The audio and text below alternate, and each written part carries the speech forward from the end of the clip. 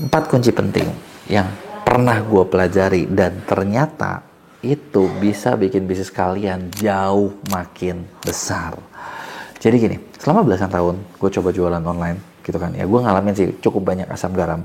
Ada yang ibaratnya tahu-tahu lagi bagus, tahu-tahu jadi di sliding jadi jatuh gitu kan. Ada yang manis-manisnya juga ada pahit-pahitnya juga ada. Tapi 4 hal ini gue rasa yang bikin yang bikin bisnis gue bisa berkembang makin banyak, dan gue pengen share ke kalian. Dan percaya sama gue, ketika lu perhatiin ini, lu praktekin ini, gue rasa bisnis lu gampang banget buat naik deh. Apalagi buat kalian jualan online di e-commerce gitu ya. Nah, tapi sebelum gue mulai, buat kalian yang baru nonton, jangan lupa buat klik dulu tombol subscribe-nya dan aktifin lonceng notifikasinya ya. Yuk kita mulai. Jadi gini, dalam pengalaman gue bangun bisnis, gue ngalamin kalau misalnya ya, lu ketika lu kerja tuh udah macam kan. Biasanya kalau yang baru mulai, kita tuh punya semangat tinggi, kita punya daya juang tinggi, dan kita ngerasa bisa ngelakuin apapun. Ya, siapa yang ngalamin kayak gitu? Kasih tau gue di komen, bener nggak? Gue juga ngalamin gitu. Jadi kayak ketika pertama nih, gue mau masuk online, gue belajar habis-habisan, gue prakteksin habis-habisan. Gue inget tuh kejadian kayak di tahun 2012 gitu kan, yang dimana kayak tiap hari itu gue bisa tidur jam 1 jam 2 gitu kan, dan dari jam 9 itu gue di depan komputer gitu ya. Zaman dulu PC ya, sampai sekarang masih ada PC sih. Tapi maksudnya itu ngerjain online gitu kan. Kadang ada ngedit gambar gitu kan, padahal bukan desainer yang gak punya taste gitu kan. Terus kadang lagi bikin satu produk aja dibikin gimana ya, copywritingnya biar menjual gitu kan. Nyari materi bahan apa, udah gitu bahan tersebut nanti dibikin jadi artikel, jadi blog dan lain sebagainya. Itu dulu yang gue ngalamin. Ya ketika masih muda ya, lu mungkin kayak bisa lakuin itu berbulan-bulan kuat. Tapi gitu, kalau udah makin kesini kayaknya udah gak mungkin deh gitu kan. Dan kedua adalah ternyata gue baru sadar satu hal. Segede-gedenya gue usaha, secapek-capeknya gue usaha, ini kalimat paling penting yang harus lo ingat. Ternyata sistem itu lebih penting dari semangat.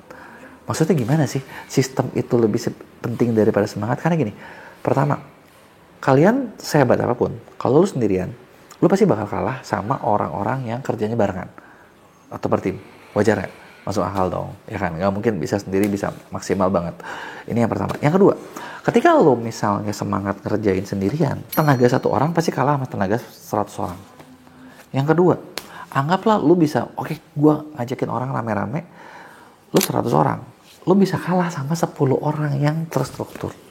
Jadi, nah itu dia, sistem itu lebih penting. Jadi kayak lo harus punya gimana caranya sebuah sistem yang ngebikin bisnis kalian makin growth. Tapi yang namanya sistem itu memang itu kudu dibentuk, kudu dilatih, kudu dites. Gitu, bener nggak? Makanya ngebangun sistem itu adalah waktu awal gue bangun bisnis gue ya, setelah gue belajar, hal yang pertama gue lakukan adalah benar-benar bangun sistem. Jadi perlu jelas pembagian tugasnya seperti apa, setiap orang seperti apa, SOP-nya seperti apa. Bahkan sampai sekarang kalau misalnya gue bikin suatu project baru, gue bukan bikin kayak kita mulai dulu, tapi sekarang tuh gue kayak ini gue mau gini, kira-kira siapa aja yang perlu kerja, timnya siapa aja, bagian setiap orang seperti apa, dan lain sebagainya. SOP-nya seperti apa, gue pengen sedetail mungkin. Jadi karena sistem bisa menduplikat diri gue di banyak orang, bener nggak? Jadi kayak mereka semuanya seragam. Nah, pelajaran kedua yang gue dapat gitu ya, atau 2 kunci penting yang kedapat adalah kadang gini, kita tuh suka selalu fokus kalau kita jualan, kita pengen cari rating yang bagus-bagus. Kita nanya ke orang, gimana pendapat lu, jujur dong, tapi dalam arti kasih puji gue dong, kasih tau gue yang bagus-bagus dong, jangan ada yang jelek, ini udah sempurna, bener nggak? Tapi itu adalah sesuatu yang salah, karena kalau lu menganggap lu sudah sempurna, lu terlambat buat bertumbuh, kalian nggak dapat apa-apa, dan kalian juga nggak akan bisa growth.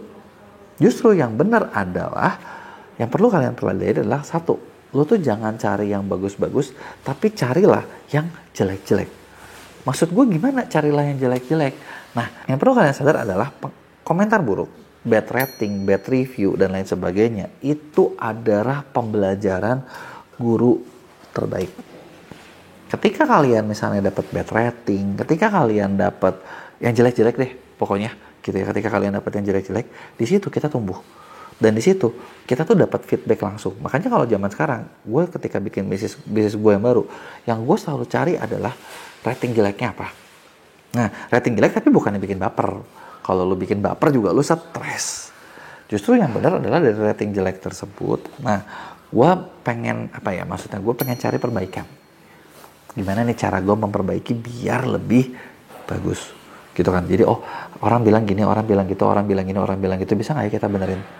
Kalau misalnya kita nggak bisa benerin, gimana cara kita nutupin ini biar orang nggak berasa? Gitu. Karena ketika kita bikin produk, apapun nggak pernah ada sesuatu yang sempurna. Pasti ada yang kurang-kurang. Nah, yang kurang inilah yang kita perlu cari tahu. Ya. Nah, berikutnya, salah satu hal penting juga yang perlu kalian sadar adalah data itu lebih penting daripada perasaan. Jadi kalau misalnya ketika kalian bikin sesuatu, jangan sampai cuma kayak, perasaan ini udah bagus deh, perasaan ini udah begini deh.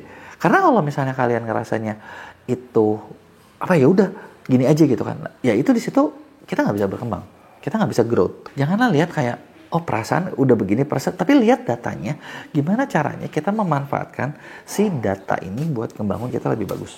Jadi lihatlah jujur sama data. Makanya di Mea tuh kita benar-benar fokus banget sekarang lagi ngebangun perusahaan kita lebih kuat secara data sistematisnya, gitu kan. Dan data ini bukan data asal-asalan ya, kan lo tahu suka banyak platform yang bikin, ini analisis gini gitu.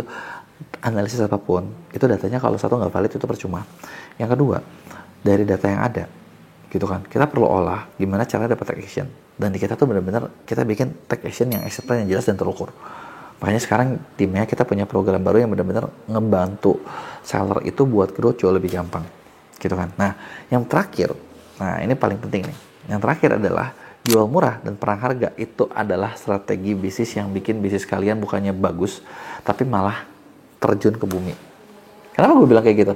Ya karena fair aja. Sekarang kalau misalnya nih kalian ketika fokusnya jualannya apa-apa yang murah gitu ya, kan banyak banget tuh kalau seller tuh kayak gitu, bener nggak? Jual tuh ya udahlah yang murah-murah aja gitu kan. Yang murah-murah aja bagus sih, bukan bagus ya. Tapi kalau kalian fokusnya cuman yang murah-murah aja, yang lu perlu sadar adalah ya jual murah itu profitnya nggak ada. Nggak ada profit, itu bakal bikin bisnis kalian stuck. Bener kan? Kalau stuck gitu kan, ya kalau stuck gimana caranya lu buat untung, bener nggak? Bisnis itu butuh profit. Nyawanya itu ada di profit, bener nggak? Makanya bener-bener gue paling hati-hati sama yang namanya perang harga. Perang harga bikin bisnis lu nggak bertumbuh, perang harga bikin bisnis kalian mati. Itu adalah beberapa hal penting yang gue dapat sepanjang perjalanan. Nah, terus pertanyaannya gini, oke, tadi kan gue bilang ini bakal bikin lu bisa buat kaya, maksudnya gimana? Nah, karena gini, dari 4 ini sebenarnya yang perlu ambil benang merahnya adalah gini. 1, pertama sadar nggak? Gue tadi ngebahas tentang sistem. Coba cek, bisnis kalian udah punya sistem belum? Kalau belum punya sistem, nah ini lu bakal bikin lu capek dan lu gak akan pernah bisa growth. Nah, yang kedua, lu udah lihat review belum? Atau lu bete dengan review? Gimana cara lu menanganin? Gimana cara lu bertindak ketika lu dapet review jelek? Yang ketiga, gimana cara lu ngebaca data? Dan keempat, apakah lu masih bersaing harga atau lu udah bersaing value? Nah, kalau misalnya 4 poin ini tadi lu masih banyak kacau, kayaknya lu butuh banget buat gabung di program pendampingan. Kenapa? Karena di program pendampingan ini kita bakal bantu ngelola 4 ini. Jadi hal yang ngedukung bisnis kalian buat lebih baik. Jadi di program pendampingan ini biasanya kita ngedampingin seller dan kita bikinin tim, bikinin strategi gimana caranya buat lebih berkembang gitu kan. Dan rata-rata, jadi lu bayangin ya, rata-rata 80% klien yang gabung sama kita itu goalnya achieve. Jadi kita bikinin goalnya di awal. Satu project rata-rata 3 bulan. Udah siap belum? Bikin target, bikin goal buat naikin bisnis kalian. Kalau mau nyampe, yuk coba bareng gabung sama kita. Gitu kan. Nah, satu lagi gue juga pengen tahu, kalau lu ada pertanyaan atau lu ada feedback, lu tulis di komen, gue bakal bikinin jawabannya di Q&A. Jangan lupa juga buat like dan share.